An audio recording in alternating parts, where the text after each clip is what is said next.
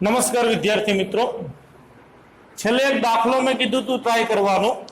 दाखला नंबर 2.33 स्वाध्यायनो दाखलो हतो द्रावण चेप्टर में। आखी पेटर्न समजावी दीधी थी कई रीते दाखलो गणवानो छे। अहींया तमने अमुक वस्तु छे आपेली छे। शुं कीधुं तू 19.5 ग्राम CH2FCOOH आ संयोजन छे फ्लोरोएसिटिक एसिड, बराबर। फ्लोरोएसिटिक एसिड 19.5 ग्राम એટલે વજન તમને આપેલું છે દ્રાવ્યનું વજન W2 19.5 ગ્રામ, એને 500 ગ્રામ પાણીમાં ઓગાળતા એટલે W1 દ્રાવકનું વજન આપેલું છે 500 ગ્રામ। ઠાર બિંદુમાં 1 અંશ સેલ્સિયસનો ઘટાડો અથવા અવનયન થાય છે। હવે ઠાર બિંદુનો ઘટાડો ઈ એક તાપમાનનો તફાવત છે, એટલે જેટલો સેલ્સિયસમાં હોય એટલો જ કેલ્વિનમાં હોય। तो डेल्टा टीएफ નું મૂલ્ય તમને આપી દીધું છે 1 અંશ સેલ્સિયસ, એને 1 કેલ્વિન તમે લખી શકો છો। દ્રાવક તરીકે અહીંયા પાણી છે, પાણી માટે જો આ દાખલો બોર્ડમાં પૂછાણો હોય તો તમને કેએફ નું મૂલ્ય છે એ આપી દે, પણ અહીંયા સ્વાધ્યાયમાં ચોપડીમાં આપેલું હોય એટલે સ્વાધ્યાયના દાખલામાં નથી આપ્યું।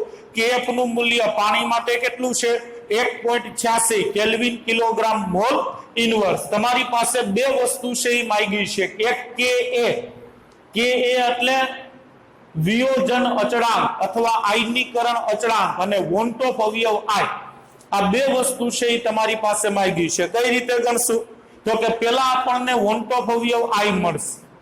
કઈ રીતે મળશે તો કે સંખ્યાત્મક ગુણધર્મ આપણને જે આપ્યો છે એના સૂત્ર ઉપરથી આપણે વોન્ટ ઓફ અવયવ આઈ ગણી શકીએ છીએ। डेल्टा टीएफ बराबर आई गुणा केएफ गुणा एम, एम એટલે મોલાલિટી, એટલે જો તમને દ્રાવણની મોલાલિટી મળી જાય તો એના ઉપરથી તમને વોન્ટ ઓફ અવયવ આઈ મળી જાય। વોન્ટ ઓફ અવયવ આઈ ઉપરથી તમે વિયોજન અંશ આલ્ફા ગણી શકો અને આલ્ફા ઉપરથી કે એ ગણી શકો। તો સ્ટાર્ટ કરશું આપણે મોલાલિટી। મોલાલિટી ગણવી હોય તો મોલાલિટીનું સૂત્ર શું છે? मोलालिटी एम बराबर 1000 गुणा द्राव्यनु वजन छेदमा द्राव्यनो अणुभार गुणा द्रावकनु वजन W1। त्रण वस्तु तमारे जोशे, W1 जोशे, W2 जोशे અને M2 जोशे। तो W1 ने W2 छे, हालो M2 ની વ્યવસ્થા કરીએ। M2 એટલે ફ્લોરોએસિટિક એસિડ નો અણુભાર। हालो કેટલો અણુભાર થશે તો કાર્બન કેટલા છે 2, તો 2 ગુણ્યા 12 પ્લસ હાઇડ્રોજન કેટલા છે 2 ને 1 3, તો 3 ગુણ્યા 1। ઓક્સિજન કેટલા છે 2, તો 2 ગુણ્યા 16 અને 1 ફ્લોરિન છે। ફ્લોરિન નો પરમાણુ ભાર ખબર છે કેટલો છે? ફ્લોરિન નો પરમાણુ ભાર છે 19, तो 12 दू 24 प्लस 3 प्लस 32 प्लस 19 करो जी हिसाब केटलो आवे छे 24 प्लस 3, चलो 24 प्लस 3 प्लस 32 प्लस 19 એટલે જવાબ આવશે 78 78। तो અહીંયા ફ્લોરોએસિટિક એસિડ નો અણુભાર મળી ગયો 78 ગ્રામ પર मोल। હવે આપણે મોલાલિટી છે એ ગણી શકીએ છીએ। મોલાલિટી m બરાબર 1000 ml, દ્રાવ્યનું વજન 19.5 ગ્રામ કીધું છે આપણને, અણુભાર મળ્યો 78 અને દ્રાવકનું વજન છે 500 ગ્રામ। તો મોલાલિટી કેટલી થશે? મોલાલિટી થશે 0.5। હવે આ મોલાલિટી છે અને તમે c વડે દર્શાવી શકો। संतुलन माटे मोलालिटी અને મોલારિટી जनरली सरखा લઈએ છીએ આપણે, બરોબર। નકર C એટલે થાય મોલારિટી, પણ અહીંયા સંતુલન માટે મોલાલિટી અને મોલારિટી તમે સમાન લઈ શકો છો। હવે ડેલ્ટા ટીએફ નું સૂત્ર મૂકું તો ડેલ્ટા ટીએફ બરાબર I ગુણ્યા KF ગુણ્યા M। મારે જોઈએ છે I, તો I ને હું સૂત્રનો કરતા બનાવું તો I બરાબર ડેલ્ટા TF छेदमा KF गुणा M आउं थशे। हवे डेल्टा TF એટલે 1 KF 1.86 અને મોલાલિટી 0.5 કરો हिसाब એટલે I નું મૂલ્ય છે ઈ તમને મળી જશે। I મળશે 1.075। ચાલો અહીંયા આઈ નું મૂલ્ય 1 કરતા મોટું મળે છે, એનો મતલબ આનું વિયોજન થાય છે, અને વિયોજન થાય તો જ વિયોજન અચળાંક હોય ને ભાઈ. એટલે અહીંયા ફ્લોરોએસિટિક એસિડ પાણીમાં વિયોજન પામે છે. હવે શું કરશું, આઈ ઉપરથી આલ્ફા ગણીએ. આલ્ફાનું સૂત્ર શું છે? Alpha is equal two I minus 1 upon n minus 1. જ્યાં આઈ એટલે વોન્ટ-ઓફ અવયવ, ઈ છે આપણી પાસે, n એટલે વિયોજનથી છૂટા પડતા આયનોની સંખ્યા. હવે ફ્લોરોએસિટિક એસિડ હોય CH2FCOOH, આને તમે પાણીમાં નાખો ને એટલે એમાંથી બે આયનો બને, CH2FCOO માઇનસ અને H પ્લસ. હવે બે આયનો બનતા હોવાથી n બરાબર શું થઈ જાય? 2. જેટલા આયનો બને n નું મૂલ્ય એટલું. તો આલ્ફા બરાબર i 1.075 માઇનસ 1 અપોન 2 માઇનસ 1 છેદમાં 2 માઇનસ 1 એટલે 1 છેદમાં 1 લખો કે ન લખો કાંઈ ફેર ન પડે. 1.075 માઇનસ 1 એટલે 0.075. ચાલો અહીંયા વિયોજન અંશ આપણને આલ્ફા મળ્યું. આપણે શું જોઈએ છે? વિયોજન અચળાંક કે એ. તો કે નું સૂત્ર યાદ છે ને, કે a is equal to alpha square c upon 1 minus alpha. જ્યાં આલ્ફા વિયોજન અંશ અને સી સાંદ્રતા, સાંદ્રતા આપણી પાસે મોલાલિટીમાં છે, મૂકી દો કિંમત 0.075 એનો વર્ગ મોલાલિટી 0.5 છેદમાં 1 માઇનસ 0.075.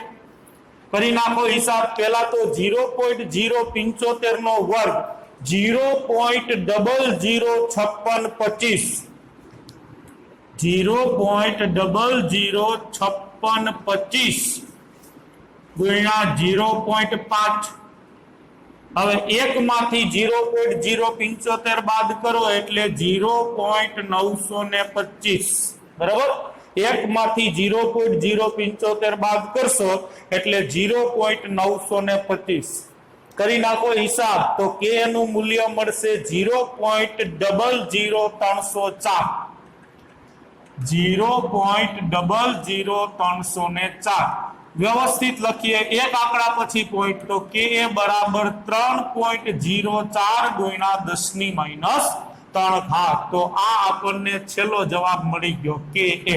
બરોબર? બે વસ્તુ આપણી પાસે માંગી હતી. એક માંગ્યો તો વોન્ટ-ઓફ અવયવ. તો વોન્ટ-ઓફ અવયવ આપણે અહીંયા ગણ્યું 1.075 અને પછી વિયોજન અચળાંક કીધું તું, વિયોજન અંશ નહીં.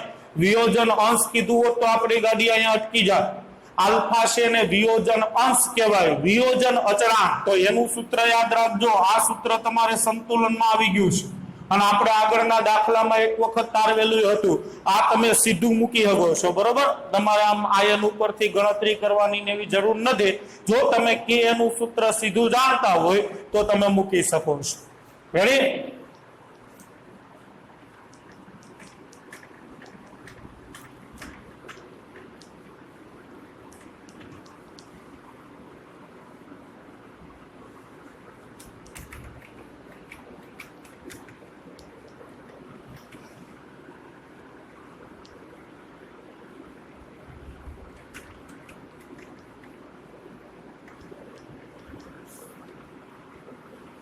ચાલો હવે સ્વાધ્યાયની અંદર નાના નાના એક બે દાખલા જ બાકી રહ્યા છે, એટલે સ્વાધ્યાયનું કામ પતી જાય. એક આલેખ વાળો દાખલો છે પાછળના પેજ ઉપર, જે આપણે કરવાનો નથી થતો. બરોબર? આલેખ વાળા દાખલા જનરલી આપણને નથી પૂછતા. પાછળના પેજમાં સ્વાધ્યાય 2.40 જુઓ જી.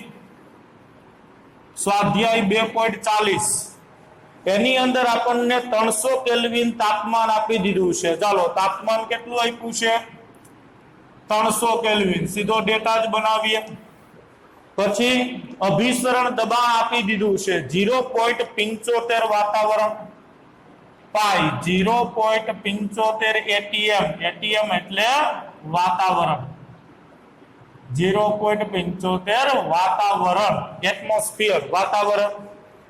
દ્રાવણનું કદ 2.5 લીટર. કદ વી આપેલું છે 2.5 લીટર. પછી દ્રાવ્યનું વજન આપણને ગણવાનું કીધું છે. દ્રાવ્યનું વજન એટલે W. W2 લખો અથવા W. ક્વોન્ટોફ અવયવ આઈ આપી દીધો છે 2.47. આર નું મૂલ્ય કેટલું લેશો? આર. હવે જુઓ, આર જનરલી આપણે 0.08314 લઈએ છીએ, પણ એનો એકમ શું છે? લીટર ઇન્ટુ બાર પર કેલ્વિન ઇન્ટુ મોલ. એટલે જો તમારી પાસે અભિસરણ દબાણ 12 એકમમાં હોય તો તમે આર 0.08314 લઈ શકો, પણ અહીંયા દબાણ આપણને વાતાવરણ એકમમાં આપ્યું છે. જ્યારે દબાણ વાતાવરણ એકમમાં હોય ત્યારે આર નું મૂલ્ય તમારે લેવાનું છે 0.082 લીટર ઇન્ટુ વાતાવરણ પર કેલ્વિન ઇન્ટુ મોલ. જોજો, આર નું મૂલ્ય અહીંયા 0.082 લીટર ઇન્ટુ વાતાવરણ પર કેલ્વિન ઇન્ટુ મોલ. પદાર્થ કયો આપ્યો છે? CaCl2 calcium chloride. અણુભારની જરૂર પડશે, ગણિત લઈએ.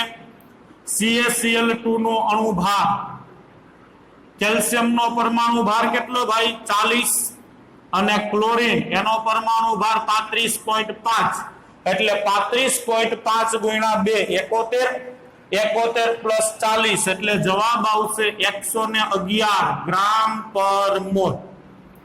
ચાલો, હવે જે સંખ્યાત્મક ગુણધર્મ આપણને આપ્યો છે એનું જ સૂત્ર મૂકીએ. પાઈ બરાબર I into WRT upon MV. I ની જરૂર શું કામ પડી ભાઈ? કેલ્શિયમ ક્લોરાઇડ છે, અને કેલ્શિયમ ક્લોરાઇડ પાણીમાં આયનીકરણ પામે, Ca2+ અને 2Cl- બનાવે. હવે વિયોજન થતું હોય તો આઈ ની જરૂર પડે. આગળ જો ગ્લુકોઝ કે યુરિયા કે સુક્રોઝ કે એવો પદાર્થ હોત તો આપણે આઈ નો લખત, પણ અહીંયા આઈ ની જરૂર પડશે કારણ કે પદાર્થ વિયોજન પામે એવો છે અને રકમમાં આપણને આઈ આપેલો છે. જોઈએ છે આપણે W, તો W ને સૂત્રનો કરતા બનાવું. પાઈ આ છેદમાં છે, આ બાજુ આવશે તો અંશમાં MV. IRT અંશમાં છે, આ બાજુ આવે તો છેદમાં. બસ હવે તો ખાલી કિંમતો જ મૂકવાની છે. પાઈ બરાબર 0.75, R 0.082, તાપમાન ફરજિયાત કેલ્વિનમાં જ છે 300, છેદમાં I 2.47, સોરી અહીંયા એમ અણુભાર છે, માય મિસ્ટેક, 111 111.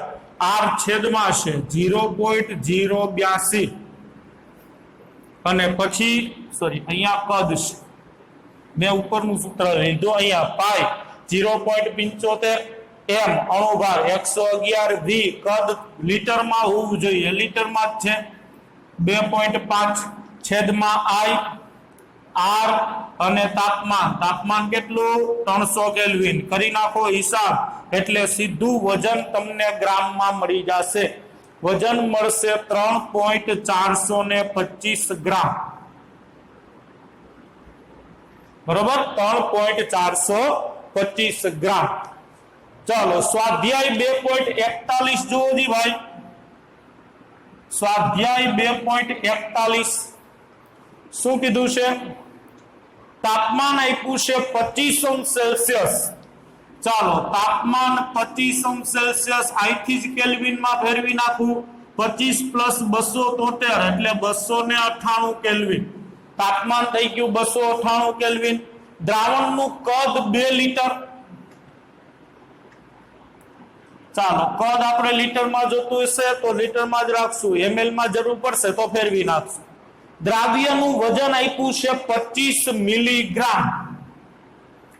25 મિલીગ્રામ. ગ્રામમાં ફેરવવું હોય તો 1000 વડે ભાગી નાખો તો 0.025 ગ્રામ.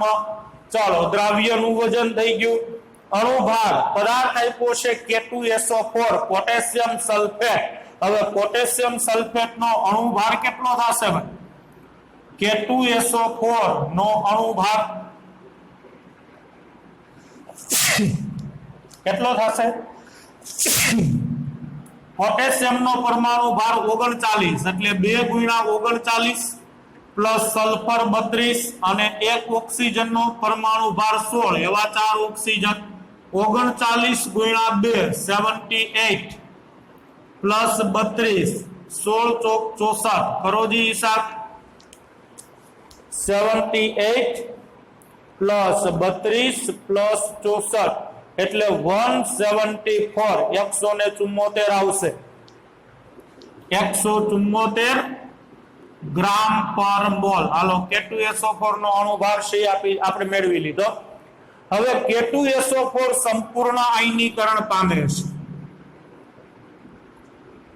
સંપૂર્ણ આયનીકરણ પામે છે એવું આપણને કીધું છે. આયનીકરણ એટલે વિયોજન. હાલો K2SO4 સંપૂર્ણ આયનીકરણ પામે છે તો K2SO4 માટે I નું મૂલ્ય શું થશે? તો કે K2SO4 ના આયનીકરણ થી ભાઈ કેટલા આયનો બને? તો કે 3 આયનો બને. 2K+ અને 1 SO4 માઈનસ કુલ 3 આયનો બનતા હોય તો I નું મૂલ્ય થશે 3. કારણ કે કોઈ પણ આયનીય પદાર્થ માટે I નું મૂલ્ય કેટલું હોય? તો કે જો ઈ પદાર્થ સંપૂર્ણ આયનીકરણ પામતો હોય તો એમાંથી જેટલા આયનો બને એટલું I નું મૂલ્ય હોય. એટલે K2SO4 માટે I થશે 3. પછી R નું મૂલ્ય R જરૂર પડશે. R છે ઈ કેટલો થશે? 0.082 લઈ લઉં હું લીટર ઇન્ટુ વાતાવરણ પર કેલ્વિન ઇન્ટુ મોલ. જો તમે અહીંયા R નું મૂલ્ય 0.08314 લેવું હોય એ લઈ શકો 0.08314 પણ એનો એકમ શું છે? લીટર ઇન્ટુ બાર પર કેલ્વિન ઇન્ટુ મોલ. એટલે જો તમે R નું મૂલ્ય 0.08314 લેશો તો અભિસરણ દબાણ તમને 12 એકમમાં મળશે. અને જો તમે R નું મૂલ્ય 0.082 લ્યો તો અભિસરણ દબાણ વાતાવરણના એકમમાં મળશે. એટલે બોર્ડમાં આ દાખલો પૂછાય તો R નું તમે કોઈ પણ મૂલ્ય લઈ શકો છો. આમે અભિસરણ દબાણનો એકમ ઈ પ્રમાણે લખવા. આ મૂલ્ય લીધું હોય તો વાતાવરણ લખવાનો અને આ મૂલ્ય લીધું હોય તો 12 લખવાનો. પણ MCQ ની અંદર તમને આ પ્રકારે દાખલો પૂછ્યો હોય અભિસરણ દબાણ ગણવાનો તો તમારે ઓપ્શનમાં જોઈ લેવાનું જવાબ કયા એકમમાં માંગ્યો છે. જો તમારી પાસે 12 એકમમાં જવાબ માંગ્યો હોય તો R નું મૂલ્ય આ લઈ લો અને વાતાવરણ એકમમાં જવાબ માંગ્યો હોય તો R નું મૂલ્ય આ લઈ લો. બરોબર. હવે આપણે અભિસરણ દબાણ ગણવું છે. સૂત્ર મૂકવું પાઈ બરાબર I WRT છેદમાં mv. મૂકી દો બધી કિંમત. I3 W દ્રાવ્યનું વજન ગ્રામમાં જ મૂકવાનું છે 0.025 R 0.082 રાખું. તાપમાન 298 કેલ્વિન છેદમાં અણુભાર 174 અને દ્રાવણનું કદ લીટરમાં 2 લીટર. હિસાબ કરી નાખો જી. તો પાઈ મળશે તમને 0.005266 ગુણ્યા 0.005266 એકમ શું આવશે? વાતાવરણ. શું કામ? કારણ કે R ને મૂક્યો છે 0.082 એટલે એકમ આવશે વાતાવરણ. હવે આને વ્યવસ્થિત લખવું હોય તો 5.266 ગુણ્યા 10⁻³ વાતાવરણ. તો આ આપણને પાઈ નું મૂલ્ય છે એ મળી ગયું. અભિસરણ દબાણ છે એ આપણે ગણી નાખ્યું. બરોબર. તો આ સાથે જ ચેપ્ટર છે એ પૂરું થયું. હવે ચેપ્ટર ની અંદર એક કોઈ દાખલા છે એ બાકી નથી. આપણે સ્વાધ્યાયના બધા દાખલા લઈ લીધા છે, કોયડા બધા કરાવી દીધા, લખાણ સંબંધિત પ્રશ્ન લઈ લીધા.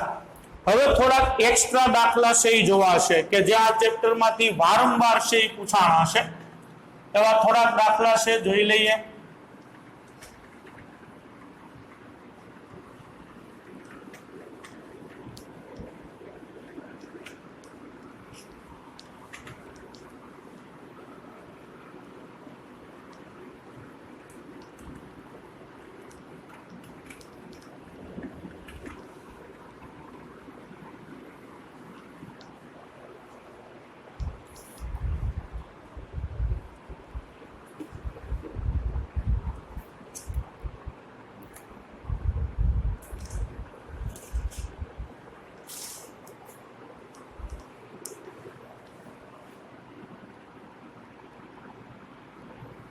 ચાલો એક્સ્ટ્રા રકમે કહેતો જાઉં છું. 2% W/V યુરિયાના જલીય દ્રાવણનું 300 કેલ્વિન તાપમાને અભિસરણ દબાણ ગણો. 2% W/V યુરિયાના જલીય દ્રાવણ, યુરિયાના જલીય દ્રાવણનું 300 કેલ્વિન તાપમાન અભિસરણ દબાણ ગણો.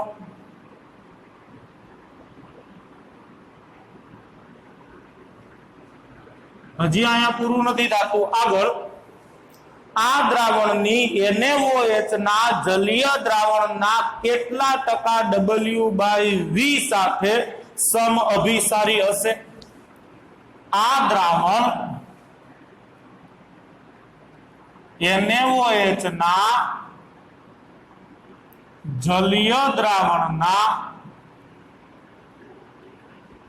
કેટલા ટકા W/V સાથે સમ અભિસારી હશે? સમ અભિસારી હશે. ચાલો એક દાખલામાં બે પ્રશ્ન પૂછી નાખ્યા છે. પહેલા તો 2% W/V યુરિયાના જલીય દ્રાવણનું અભિસરણ દબાણ તમારી પાસે માંગ્યું છે, એટલે પેલા જે માંગ્યું છે ત્યાંથી ચાલુ કરીએ. ચાલો 2% W/V યુરિયાના જલીય દ્રાવણનું અભિસરણ દબાણ, પણ પેલા તો 2% W/V યુરિયાનું જલીય દ્રાવણ એટલે હાલો આનો મતલબ શું થાય? 2% W/V યુરિયાનું જલીય દ્રાવણ, તો આનો મતલબ શું થશે? આ દ્રાવણ બનાવવામાં યુરિયા કેટલો લીધો હશે? W/V. પેલું આપ્યું હોય એ દ્રાવ્ય માટે હોય, દ્રાવ્ય માટે W એટલે દ્રાવ્યનું વજન, અને V પબ્લિક પછી આપ્યું હોય દ્રાવણ માટે હોય, દ્રાવણનું કદ લેવાનું છે. દ્રાવણનું કદ કેટલું? તો કે ટકાવારી એટલે 100, અને ml માં 100 ml દ્રાવણ છે એ 100 ml હોવું જોઈએ, અને એની અંદર યુરિયા 2 ગ્રામ હોવો જોઈએ, એટલે 2 ગ્રામ યુરિયા પ્લસ પાણી અને દ્રાવણ 100 ml હોવું જોઈએ. 100 ml દ્રાવણ, બરોબર? કુલ દ્રાવણ 100 ml બનવું જોઈએ. દ્રાવણનું કદ એમાં 2 ગ્રામ યુરિયા હોવું જોઈએ. જલીય દ્રાવણ કીધું એટલે બાકીનું પાણી. તો અહીંયા યુરિયાનું વજન આપેલું છે અને હું W કહી દઉં 2 ગ્રામ. દ્રાવણનું કદ આપેલું છે V, કેટલું? 100 ml. તાપમાન આપણને કહી દીધું છે 300 કેલ્વિન. હવે આ દ્રાવણનું અભિસરણ દબાણ ગણવું હોય તો હવે સીધું સૂત્ર તમે મૂકી શકો, પાઈ બરાબર WRT/mV. આઈ મૂકશું તો કે આઈ ની જરૂર નથી. શું કામ? કારણ કે યુરિયા છે, યુરિયાનું સુયોજન કે વિયોજન થતું નથી. જે પદાર્થનું સુયોજન કે વિયોજન ન થતું હોય એવા પદાર્થ માટે આઈ નું મૂલ્ય શું હોય? 1 હોય, અને 1 તમે લખો કે ન લખો કાંઈ ફેર પડતો નથી. એટલે જો તમારે ચોખવટ કરવી હોય તો કરી શકો. આઈ બરાબર 1. શું કામ? કારણ કે યુરિયાનું સુયોજન કે વિયોજન થતું નથી. યુરિયાનું સુયોજન કે વિયોજન થતું નથી. આઈ બરાબર 1. ચાલો યુરિયાનો અણુભાર કેટલો? તો હવે તો યુરિયાનો અણુભાર ખબર હોય ને. યુરિયાનું સૂત્ર NH2CO NH2 નો અણુભાર, યુરિયાનો અણુભાર કેટલો થાય? ગણતરી કરવી હોય તો કરી લેજો. યુરિયાનો અણુભાર થશે 60 ગ્રામ પર મોલ. નાઇટ્રોજનનો પરમાણુ ભાર 14, હાઇડ્રોજનનો 1, કાર્બનનો 12 અને ઓક્સિજનનો 16. વારંવાર જે પદાર્થ આવતા હોય ને એના અણુભાર યાદ જ રાખી લો.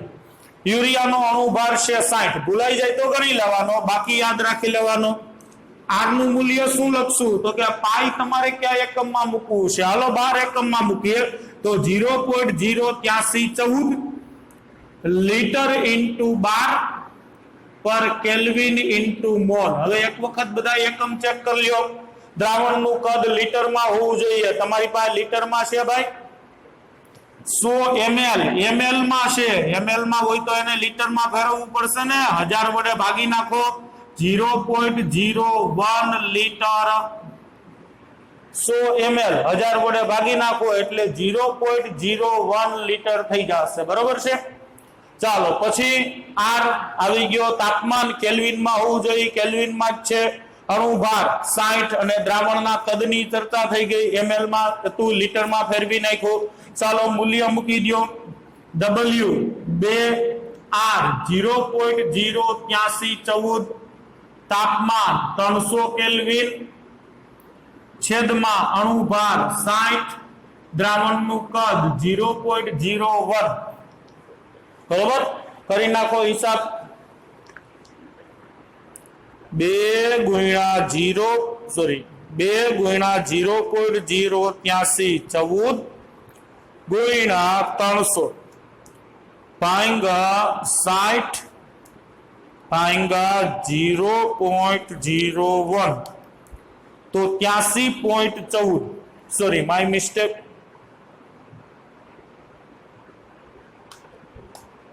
સોરી, અહીંયા મારી મિસ્ટેક છે. 100 ml દ્રાવણ બરાબર 0.1 લીટર. Okay, 0.1 litre. તો હવે આનો હિસાબ કરશો તો 8.314 એકમ શું લખશો?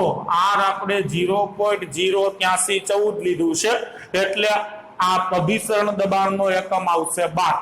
હજી પેલા પ્રશ્નનો જવાબ આપણે મેળવ્યો. હવે શું કીધું છે તો કે આ દ્રાવણ NaOH ના જલીય દ્રાવણના કેટલા ટકા W/V સાથે સમઅભિસારી હશે? તો હવે આપણે NaOH ના જલીય દ્રાવણ સાથે આને સમઅભિસારી કરવું છે. તો પહેલા જ કહી દઉં, NaOH નું જલીય દ્રાવણ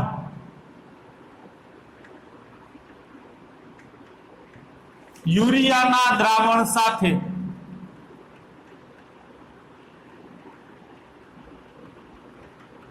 સમઅભિસારી છે. સમઅભિસારી એનો મતલબ સમાન અભિસરણ દબાણ.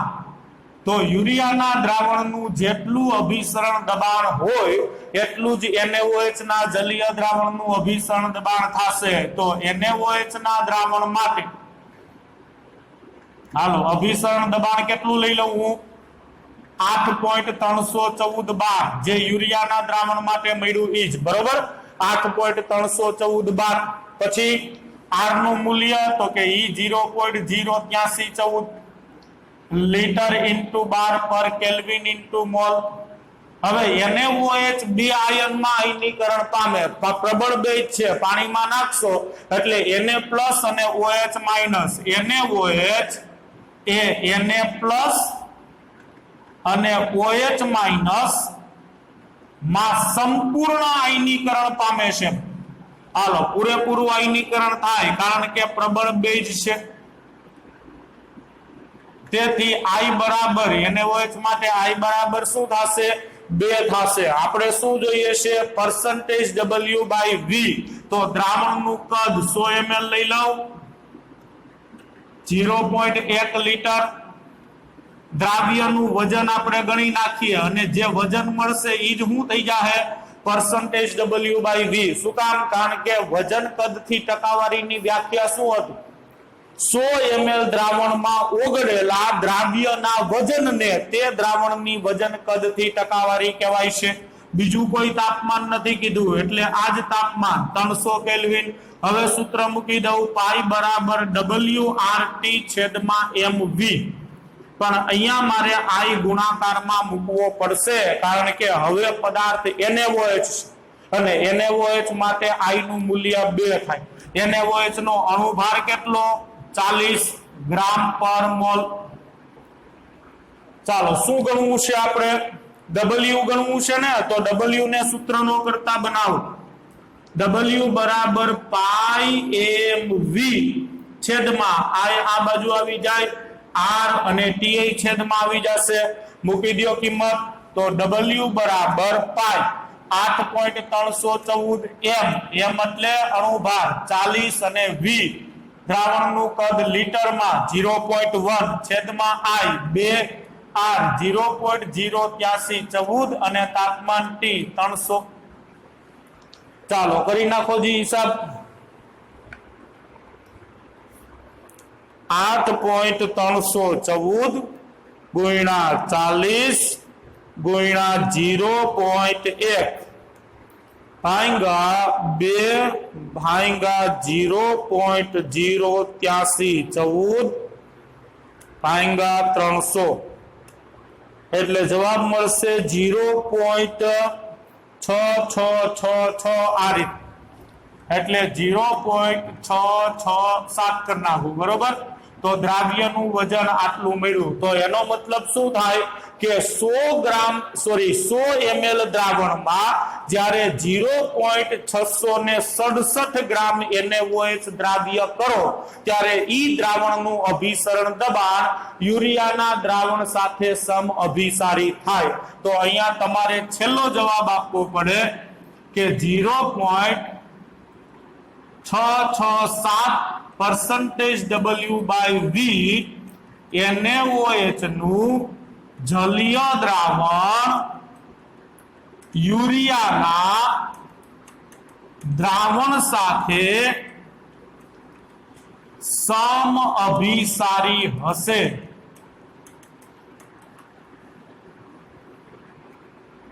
રેડી આ થઈ ગયો છેલ્લો જવાબ તો આવા દાખલા છે એ પૂછાય છે આનો એક ફોટો લઈ લો લખવામાં તમારે સરળતા રહે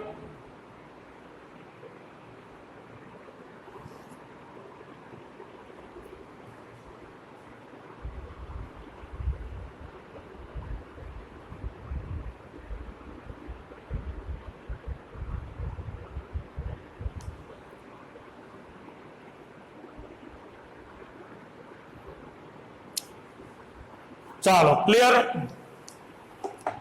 આના જેવો જ એક દાખલો ભાઈ જેડબલઈ માં એક વખત પૂછાઈ ગયો છે નીટ માં પૂછાઈ ગયો છે યુએફઓ કોમ્પિટિટિવ એક્ઝામ માં પૂછાઈ ગયો છે વારંવાર એક દાખલો છે એ પૂછાયેલો છે એ જરાક જોઈ લઈએ તમારા નસીબ હોય તમારા વખતે પૂછાઈ જાય જનરલી જેડબલઈ નીટ ની અંદર એકનો એક પ્રશ્ન છે એ બીજી વખત રિપીટ નથી થતો પણ પેટર્ન રિપીટ થાય છે થોડો ઘણો એમાં ફેરફાર કરી આંકડાઓ બદલાવી અને ઈ પ્રશ્ન છે એ પૂછી શકાય છે એટલે બેઠે બેઠો પ્રશ્ન રિપીટ નથી થતો પણ પદ્ધતિ રિપીટ થાય છે એટલે આવા દાખલામાં આપણે ખાસ તો પદ્ધતિઓ શીખવાની હોય બરોબર છે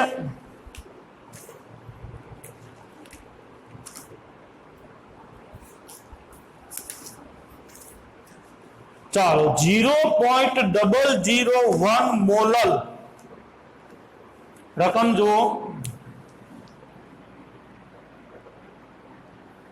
0.001 મોલલ પદાર્થ આપેલો છે સોરી 0.01 મોલલ છે પદાર્થ છે K3FeCN6 સંકીર્ણ સંયોજન છે મોટો કાઉન્સ હોય તો એને સંકીર્ણ સંયોજન કહેવાય ના જલીય દ્રાવણના ઠાર બિંદુમાં મળતો ઘટાડો ના જલીય દ્રાવણ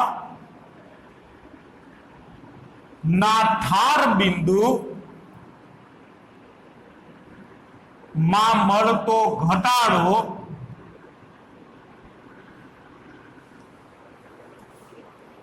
.062 કેલ્વિન હોય 0.062 કેલ્વિન હોય તો દ્રાવ્યનો વિયોજન અંશ ગણો તો દ્રાવ્યનો વિયોજન અંશ કીધું છે એટલે આલ્ફા ગણો ચાલો આગળ દ્રાવકનો મોલલ અવનયન અચળાંક અહીંયા આપણને કેએફ આપી દીધો છે 1.86 કેલ્વિન કિલોગ્રામ મોલ ઇનવર્સ ચાલો આ પ્રકારનો દાખલો છે શું કરશું વિચારો જી વિયોજન અંશ ગણવો છે તો વિયોજન અંશ ગણવા માટેનું સૂત્ર શું છે વિયોજન અંશ આલ્ફા બરાબર I-1/n-1 એટલે પેલા તમારે વોન્ટોફ અવયવ I ગણવો પડશે વોન્ટોફ અવયવ I ગણવાના તમારી પાસે ત્રણ સૂત્ર છે એક અણુભાર વાળું સૂત્ર તો અણુભાર વાળું સૂત્ર એ વાપરી શકાય એવું છે વાપરી શકો। તમારી પાસે K3FeCN6 બધાયના પરમાણુ ભાર આપેલા હોય તો તમે આનો સામાન્ય અણુભાર ગણી શકો। પણ ધારી લો કે દાખલામાં તમને આના કોઈના પરમાણુ ભાર આપેલા નથી। હવે પોટેશિયમનો પરમાણુ ભાર ને Fe નો પરમાણુ ભાર ને એ તમે જાણતા નથી, તો અણુભાર વાળું સૂત્ર નહીં લાગે। તો એક સંખ્યાત્મક ગુણધર્મ વાળું સૂત્ર હતું, જો યાદ હોય, સંખ્યાત્મક ગુણધર્મનું અવલોકિત મૂલ્ય અંશમાં અને છેદમાં ગણતરી કરેલ મૂલ્ય, આવું એક સૂત્ર હતું, ખબર છે? અહીંયા લખું છું, I બરાબર સંખ્યાત્મક ગુણધર્મ, અહીંયા ડેલ્ટા ટીએફ આપ્યું છે, એટલે ડેલ્ટા ટીએફ નું અવલોકિત મૂલ્ય, અવલોકિત એટલે પ્રાયોગિક મૂલ્ય, પ્રયોગ દ્વારા મળેલું હોય ઈ, અને છેદમાં ઈ જ સંખ્યાત્મક ગુણધર્મનું ગણતરી કરેલ મૂલ્ય, જો આ બે તમારી પાસે હોય તો તમે વોન્ટોફોવિયો આઈ ગણી શકો છો। એક વસ્તુ યાદ રાખજો, રકમમાં તમને જે કાંઈ સંખ્યાત્મક ગુણધર્મનું મૂલ્ય આપેલું હોય એ હંમેશા અવલોકિત મૂલ્ય જ હોય, પ્રાયોગિક મૂલ્ય જ હોય। એટલે અહીંયા તમને રકમમાં જે ડેલ્ટા ટીએફ નું મૂલ્ય આપ્યું છે, ડેલ્ટા ટીએફ નું અવલોકિત મૂલ્ય, અવલોકિત એટલે પ્રાયોગિક મૂલ્ય, તમને જે રકમમાં આપેલું હોય ને એ હંમેશા અવલોકિત મૂલ્ય જ હોય। કેટલું આપ્યું છે? ઠાર બિંદુમાં મળતો ઘટાડો 0.062 કેલ્વિન, તો આ જે મૂલ્ય છે એ અવલોકિત મૂલ્ય, અને ગણતરી કરેલ મૂલ્ય એ તમારે સૂત્રથી મેળવવાનું હોય। હવે ડેલ્ટા ટીએફ નું ગણતરી કરેલ મૂલ્ય જોતું હોય તો ડેલ્ટા ટીએફ નું ગણતરી કરેલ મૂલ્ય, ચાલો ડેલ્ટા ટીએફ નું ગણતરી કરેલ મૂલ્ય જોતું હોય તો તમારી પાસે સૂત્ર છે ડેલ્ટા ટીએફ બરાબર KF ઇન્ટુ M, અથવા બીજી એક પદ્ધતિ છે, સીધો I અહીંયા મૂકી દો, ડેલ્ટા ટીએફ બરાબર I ગુણ્યા KF ઇન્ટુ M। તો આ કાંઈ કરવાની જરૂર નથી, સૂત્ર વાપરવાની જરૂર નથી, હાલો ટૂંકી પદ્ધતિ જ અપનાવી નાખીએ।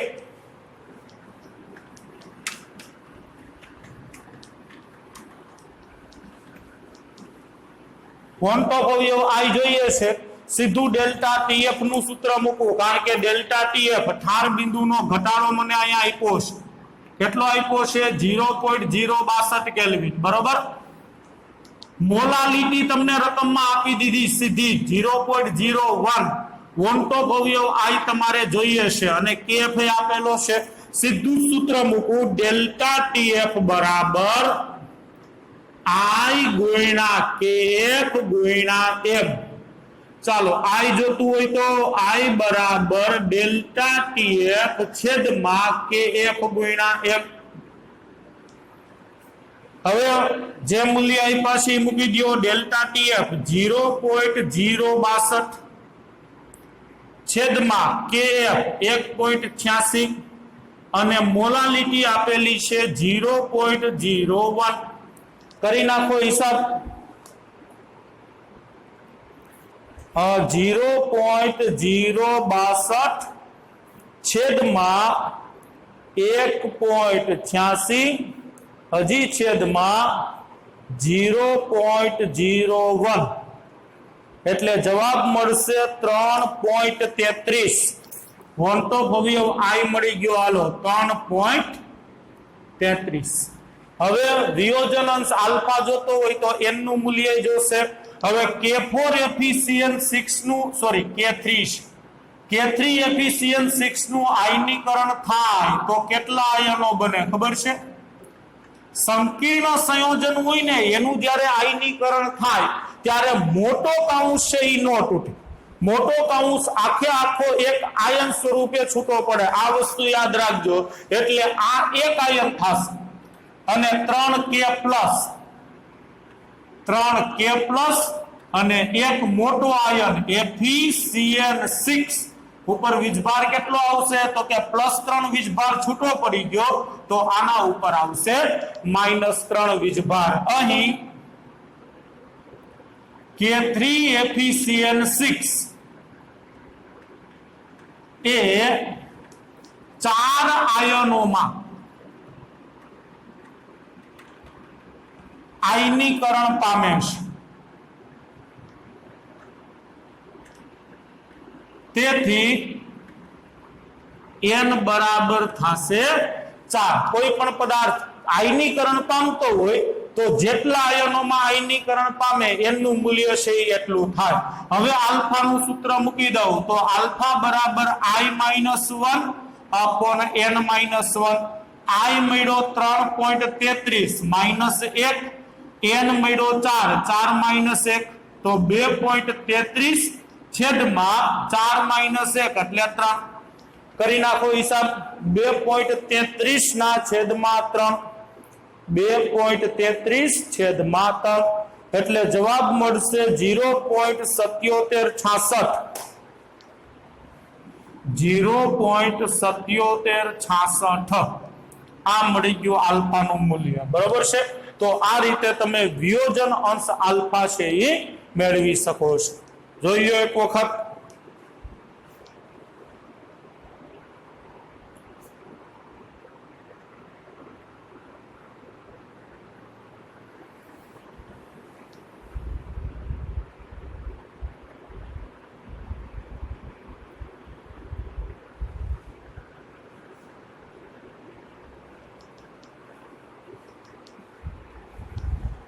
ચાલો હજી એકાદો દાખલો જોઈ લઈએ, પછી ચેપ્ટરની પૂર્ણાહુતિ જાહેર કરી દઈએ।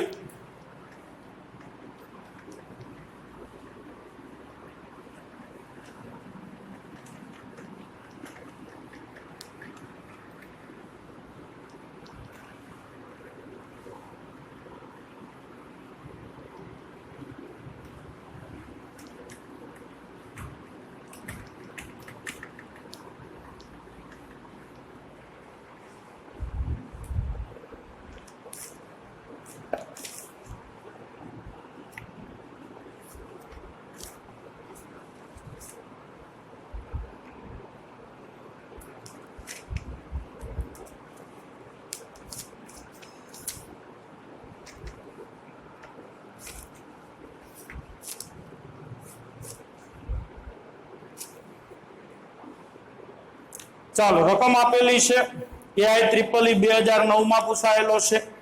300 કેલ્વિન તાપમાને x અને y એક્સ્ટ્રા 300 કેલ્વિન તાપમાને x અને y મિશ્ર થઈ આદર્શ દ્રાવણ બનાવે છે। ચાલો બે પ્રવાહી છે x અને y બે ભેગા થાય છે, આદર્શ દ્રાવણ બનાવે છે। x અને y ના અનુક્રમે 1 અને 3 મોલ ધરાવતું દ્રાવણ આ તાપમાને 550 મીમી બાષ્પ દબાણ ધરાવે છે। એટલે x અને y ના અનુક્રમે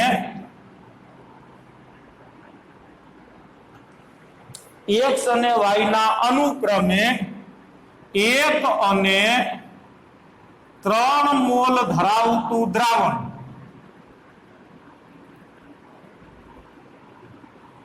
આ તાપમાને 550 મિલીમીટર Hg બાષ્પ દબાણ ધરાવે છે। પહેલા રકમ જોઈ લઈએ પછી સમજીએ શું કહે છે। હજી આગળ કીધું છે જો આ જ તાપમાને y નો 1 મોલ ફરીથી ઉમેરવામાં આવે, જો આ જ તાપમાને એટલે તાપમાનમાં કાંઈ ફેરફાર કરવામાં ન આવે, y નો 1 મોલ ફરીથી ઉમેરવામાં આવે તો દ્રાવણનું બાષ્પ દબાણ 10 mmHg વધે છે। એટલે હોય એનાથી 10 mmHg નો વધારો થાય છે। તો x અને y ના શુદ્ધ સ્થિતિના બાષ્પ દબાણ ગણો તો x અને y ના શુદ્ધ સ્થિતિના એટલે શુદ્ધ અવસ્થાના બાષ્પ દબાણ ગણ. ચાલો, એક વખત નીટમાં પૂછાઈ ગયેલો છે આ દાખલો. નીટમાં મને સાલ યાદ નથી, પણ AI ની અંદર 2009 માં પૂછાયેલો છે. બરોબર. હવે રકમ વાંચો. 300 કેલ્વિન તાપમાને, તાપમાન તમને કહી દીધું છે 300 કેલ્વિન. પછી એક્સ અને વાય મિશ્ર થઈ આદર્શ દ્રાવણ બનાવે છે. આ એક્સ અને વાય બંને પ્રવાહી છે. કેમ ખબર પડે કે બે પ્રવાહી છે? તો છેલ્લી લાઈન જુઓ. તમારી પાસે શું માંગ્યું છે? એક્સ અને વાય બેયના શુદ્ધ અવસ્થાના બાષ્પ દબાણ. હવે બાષ્પ દબાણ હંમેશા પ્રવાહીને જ હોય, એટલે અહીંથી ખબર પડે કે એક્સ અને વાય બે પ્રવાહી છે. 1 મોલ એક્સ અને 3 મોલ વાય ધરાવતું દ્રાવણ. ચાલો ત્યાંથી ચાલુ કરીએ. પેલું દ્રાવણ, દ્રાવણ 1, એની અંદર 1 મોલ એક્સ છે અને 3 મોલ વાય છે. ઈ સમયે દ્રાવણનું કુલ બાષ્પ દબાણ કેટલું છે? 550 mmHg છે. બરોબર છે. હવે આ જ દ્રાવણની અંદર જ્યારે તમે 1 મોલ વાય ફરીથી ઉમેરશો તો એક્સ છે એ 1 જ મોલ રહેવાનો છે, પણ 1 મોલ વાય ઉમેરો તો વાય કેટલો થઈ જશે? 4 મોલ થઈ જશે. અને બાષ્પ દબાણમાં 10 મીમી નો વધારો થાય છે. 550 હતું, 10 mmHg વધે તો કેટલું થઈ જાય? 560 થઈ જાય. હવે તમારે P0x અને P0y ગણવાના છે. x અને y ના શુદ્ધ અવસ્થાના બાષ્પ દબાણ. ચાલો પહેલા તો દ્રાવણ 1 માટે અહીંથી ચાલુ કરીએ. દ્રાવણ 1 માટે પેલા x અને y બેયના મોલર્સ ગણી લઈએ. શું કામ? કારણ કે મારે આ સૂત્ર મૂકવું છે. P કુલ બરાબર Px પ્લસ Py. કોઈ પણ પ્રવાહી દ્રાવણ હોય એનું બાષ્પ દબાણ કેટલું હોય? તો કે એમાં રહેલા બે પ્રવાહીના બાષ્પ દબાણના સરવાળા જેટલું. હવે Px એટલે P0x into x of x. આ મોટો x મોલર્સ બતાવે છે. આ સૂત્ર આપણે આવી ગયું છે. અને Py એટલે P0y into x of y. શુદ્ધ x નું બાષ્પ દબાણ, શુદ્ધ x ના મોલર્સ, શુદ્ધ y નું બાષ્પ દબાણ, y ના મોલર્સ. તો આ સૂત્ર આપણે રાઉલ્ટમાંથી મેળવ્યું હતું, રાઉલ્ટના સૂત્ર ઉપરથી. બરોબર. આ સૂત્ર મારે વાપરવું છે. તો પેલા બેયના મોલર્સ જોશે ને. ચાલો, x of x, ઘટક x ના મોલર્સ કેટલા થાય? તો કે ઘટક x ના મોલ છેદમાં કુલ મોલ. x ના 1 અને દ્રાવણ 1 માં y ના મોલ કેટલા છે? 3. તો 1/4.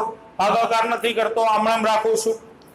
ચાલો, ઘટક y ના મોલ્સ કેટલા થશે? તો કે ઘટક y ના મોલ છેદમાં કુલ મોલ એટલે 3/4. મૂકી દઉં મૂલ્ય. આ કિંમત બે આની અંદર. P કુલ કેટલું છે? પેલા દ્રાવણ માટે 550. P0x ઈ તો મારે ગણવું છે. x of x 1/4 plus P0y તો જોઈએ છે આપણે. x of y તો y ના મોલર્સ 3/4. બેયમાં 4 છે, છેદમાં સામાન્ય લઈને સીધા આ બાજુ ગુણી નાખો તો 550 ગુણ્યા 4 બરાબર P0x પ્લસ 3P0y. આવું થશે. હવે 550 ગુણ્યા 4 એટલે 2200. તો 2200 બરાબર P0x પ્લસ 3P0y. હાલો, આને કહી દઉં સમીકરણ નંબર 1. આવું જ સમીકરણ હું દ્રાવણ 2 માટે મેળવું. ચાલો, દ્રાવણ 2 માટે. તો દ્રાવણ 2 તમે કઈ રીતે બનાવ્યું? તો કે જૂના દ્રાવણની અંદર 1 મોલ વાય ઉમેર્યો તો પાછા નવેસરથી મોલસ ગણું. x ના મોલસ તો કે x ના મોલ છેદમાં કુલ મોલ. હવે y ના મોલ કેટલા થઈ ગયા છે ભાઈ? 4. y ના મોલ થઈ ગયા છે 4. તો 1 ના છેદમાં 5. ચાલો, y ના મોલસ કેટલા થશે? તો કે y ના મોલ છેદમાં કુલ મોલ 4 ના છેદમાં 5. બરોબર. પાછું એક વખત સૂત્ર મૂકું. P કુલ બરાબર P0x into x of x plus P0y into x of y. Hello, P કુલ. હવે P કુલ કેટલું છે? 560. P0x MM x of x 1 ના છેદમાં 5 plus p0y into x of y 4/5 5 common લઈને આ બાજુ ગુણી નાખો તો 560 ગુણ્યા 5 બરાબર p0x પ્લસ 4p0y આવું થશે ને। હવે 560 ગુણ્યા 5 એટલે 2800 તો 2800 બરાબર p0x પ્લસ 4p0y આને કહી દઉં સમીકરણ નંબર 2। તો હવે સમીકરણ 1 અને સમીકરણ 2 જુઓ તમારી પાસે બે સમીકરણ અને બે ચલ આરામથી ઉકેલી શકાય કઈ રીતે ચાલો સમીકરણ 2 માંથી સમીકરણ 1 બાદ કરતા સમીકરણ 2 માંથી સમીકરણ 1 બાદ કરો સમીકરણ 2 શું છે 2800 બરાબર p0x પ્લસ 4p0y માઇનસ સમીકરણ 2 શું છે 2200 બરાબર p0x પ્લસ 3p0y હાલો કરી નાખો બાદ બાકી 2800 માઇનસ 2200 એટલે 600 બરાબર p0x માઇનસ p0x ઉડી ગયું 4p0y માઇનસ 3p0y એટલે p0y તો p0y તમને મળી ગયું 600 क्या एकम में जे एकम में दबाण विकासे ई ज एकम में mmHg ચાલો y નું શુદ્ધ અવસ્થાનું બાષ્પ દબાણ મળી ગયું હવે x નું શુદ્ધ અવસ્થાનું બાષ્પ દબાણ જોતું હોય તો y નું મૂલ્ય જે મળ્યું છે કા સમીકરણ 1 માં કા સમીકરણ 2 માં મૂકો ચાલો સમીકરણ 1 માં p0y નું મૂલ્ય મૂકતા સમીકરણ 1 માં જ્યાં તમને p0y દેખાય ઈ જગ્યાએ 600 મૂકી દો તો 2200 બરાબર p0x પ્લસ 3 p0y દેખાણું તો ત્યાં મૂકી દઉં હું 600 2200 બરાબર p0x પ્લસ 1800 પ્લસ છે આ બાજુ લઈ આવું તો माइनस तो p0x बराबर 2200 माइनस 1800 तो p0x बराबर 400 क्यों एकम दबाण नो एक ज एकम वापरो छे आपणे आखा दाखलामां mmHg तो आपने घटक x અને ઘટક y ના શુદ્ધ અવસ્થાના બાષ્પ દબાણ છે મળી ગયા બરોબર તાપમાન આ રકમમાં આપ્યું છે પર આખા દાખલામાં તાપમાનની ક્યાંય જરૂર પડી નથી તો આ સાથે ચેપ્ટર નંબર 2 છે કમ્પ્લીટ કરીએ છીએ હવે લગભગ આમાં એક કોઈ વસ્તુ છે બાકી રહેતી નથી છતાં કોઈ રેફરન્સ બુક છે યુઝ કરતા હોય ગણતરી કરતા હોય દાખલાની એમસીક્યુ સોલ્વ કરતા હોય તો એને જ્યાં વચ્ચે ક્યાંય લોચા પડે નો સમજાય એવું બને તો અત્યારે સાઈડમાં ટીક કરીને રાખજો અથવા તો એક ચોપડાની અંદર લખીને રાખજો જ્યારે રૂબરૂ મુલાકાત થશે ને ત્યારે પહેલા સોલ્યુશન કરશું બધાનું અને પછી છે આગળનું ચેપ્ટર છે ચાલુ કરશું ઓફલાઈનમાં બરોબર છે અત્યારે આ ચેપ્ટર છે પૂરું કમ્પ્લીટ કરીએ છીએ હવે નેક્સ્ટ લેક્ચર થી ચેપ્ટર નંબર 3 બીજ રસાયણ છે આપણે ચાલુ કરશું।